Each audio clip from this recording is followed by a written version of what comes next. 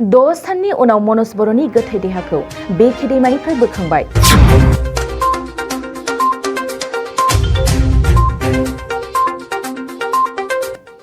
थांनाय 3 बैसागआव लोगोफोरजों बेखे दैमायाव दुगैनो थांदोंमोन मनज बर'आ। बबेखानि बे साननिफ्रायनो बेखे दैमायाव गोमानानै थायो मनज बर'आ। बाक्सानि बारापेटा उन्नेकुरि ब्लकनि नवीन बर'नि 27 बोसोर बैसोनि फिसाज्ला मनज बर'आ। गोमाजेननायनिफ्रायनो मनज बर'खौ एसडिआरएफआ दैयाव नागिरनाय जायोब्लाबो नाथाय गामिनि रायजो राजाफ्रासो दिहुननो हायो। मख'नो गोनांदि बेखे दैमानि फाखनजों बुखार जालांनायनि सन्देहआव 10 साननि उनावसो मनजनि गोथै देहाखौ दिनै बोखांनो हानायाव नखरनि गेजेराव मोनसे सोमोनांथाव थासारि सोमजिदों। बरपेटा रड पुलिसआ मनज बर'नि गोथै देहाखौ बोखांनायनि उनाव पस्टमर्टेम खालामनो थाखाय बरपेटासिम दैथायहरदों होननानै नखरा फोरमायदों।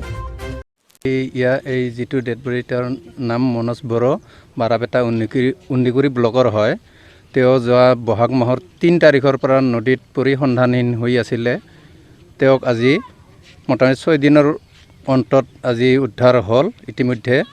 আৰু লগতে এই বৰপেটা ৰোড আৰক্ষী চকীৰ পৰা আহিছে প্ৰশাসনবিলাকে আহি এতিয়া উদ্ধাৰ কৰা হ'ল। তেওঁক এতিয়া কি কৰে আৰু সিহঁতে পষ্টমৰ্টম কৰিব না কি কৰিব এতিয়া সিহঁতে। ইয়াত এই বিকি নদীত গা ধুবলৈ আহিছিলে সিহঁতে। যিদিনা সন্ধানহীন হয় ল'ৰাজন সিদিনাখন বিচাৰ খোচাৰ কৰিছিলে এছডিআৰএফে, কিন্তু সঠিকভাৱে এই চলা বিচাৰ খোচাৰ কৰা নাই। আমি সেই যোৱা বহাগৰ 3 তাৰিখৰ পৰা আমি নিজে বিচাৰ খোচাৰ কৰি আছোঁ, নদীত ঘূৰি আছোঁ বিচাৰ খোচাৰ কৰি। আজি এই 6 দিনৰ অন্তত আজি সন্ধানহীনটো উদ্ধাৰ হ'ল ইতিমধ্যে। কাটাজাৰ পথাৰ আছিলে সেইদিনাখন। बाक्सा जिल्लानि गुड शेफार्ड नेशनेल स्कुलाव फोरोंगिरिनि गोनांथि जादों। बे फरायसालियाव दासान्दि इंराजि, सानखान्थि, फिजिक, केमिस्ट्रि आयदानि थाखाय 7 फोरोंगिरिफोरनि गोनांथि जादों।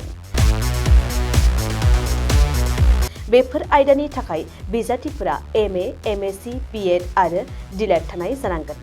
लोगोसेयैनो सायख'जानाय बिजाथिफोरनो दानबान्थाखौ 10 निफ्राय 20,000 रां, 10 निफ्राय 30,000 रां आरो 8 निफ्राय 14,000 रां होनाय जागोन। गोसो गोनां बिजाथिफोरा गुड शेफार्ड नेशनेल स्कुलनि नैबे मबाइल नम्बर 6000438282 आव वाट्सएपनि गेजेरजों फोरमान बिलाइखौ दैथायहरनो हागोन। नङाब्ला नैबे मबाइल नम्बर 7086283946 आव थोंजोङै कल खालामनानै सुलाद लानो हागोन। बिजाथिफोरा गाव गावनि फोरमान बिलाइखौ थाबैनो दैथायहरनांगोन आरो फैगौ 9 एप्रिलाव बिजाथिफोरनि आनजाद जागोन।